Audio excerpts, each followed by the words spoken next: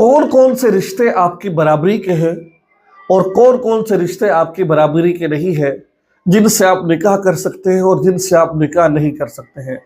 इस्लाम इसको अपने अल्फाज के अंदर कुफ कहता है, यानी कि जब भी निकाह करो कुफ के अंदर निकाह करो। कुफ का मतलब होता है बराबरी, हम पल्ला। जहां पर भी निकाह किया जा रहा है, चाहे लड़की का जहां निकाह किया जा रहा है वो लड़का लड़की के हम पल्ला होना चाहिए। नसब के एतबार से, दीनदारी के एतबार से, पेशे के एतबार से, माल के एतबार से जो लड़का है वो लड़की के हम पल्ला होना चाहिए, बराबर होना चाहिए। इस तरीके से लड़के के जिस जगह पर निकाह हो रहा है कोशिश करें कि वो कुफ बराबर हो, हम पल्ला हो, पेशे के एतबार से, दीनदारी के एतबार से और निस्बत के एतबार से दोनों बराबर होने चाहिए।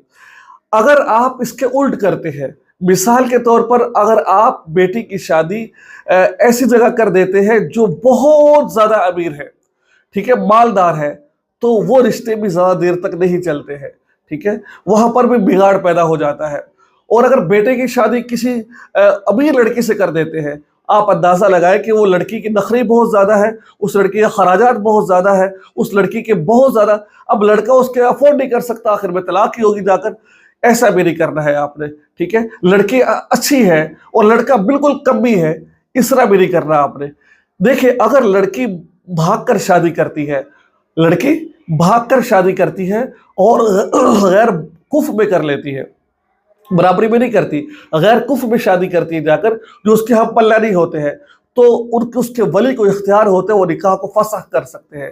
अगर लड़की ने शादी गैर कुफ में जाकर की, गैर बराबरी में जाकर की है, हाँ, अगर वो बराबरी में जाकर शादी करती है, उसने शादी की है भागकर, उसने उस जगह पर की है जो हसब के एतबार से भी लड़का उसके बराबर था, नसब के एतबार से बराबर था, मालदारी के एतबार से बराबर था, पेशे के एतबार से बराबर था, लेकिन फिर वो निकाह को फसख नहीं कर सकते हैं।